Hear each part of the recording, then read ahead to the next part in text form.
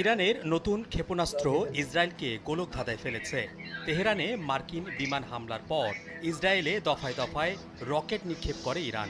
হামলার লক্ষ্যবস্তুও ছিল বেশ বিস্তৃত। সিরিয়ার দখলকৃত গোলান হাইটস অঞ্চল থেকে শুরু করে আপার গ্যালিলি, আবার উত্তর ও মধ্য উপকূলীয় এলাকা পর্যন্ত বিস্তৃত অংশে হামলা চালানো হয়েছে। তবে আশ্চর্যের বিষয় হলো, ইরানের নতুন ক্ষেপণাস্ত্রে ইসরায়েলে আগাম সতর্কতামূলক কোনো সাইরেন বাজেনি। এতে হতাহতের সংখ্যা অনেক বেশি হয়েছে।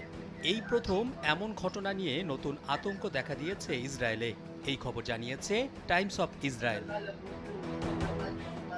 দেশটির হোম ফ্রন্ট কমান্ড ঘটনাটি তদন্ত করছে বলে জানিয়েছে ইসরায়েলি গণমাধ্যম। ইসরায়েলি চিকিৎসা কর্মীরা বলছেন, সর্বশেষ ইরানি ক্ষেপণাস্ত্র হামলায় দেশ জুড়ে 10টিরও বেশি আঘাতপ্রাপ্ত স্থানে জরুরি সেবা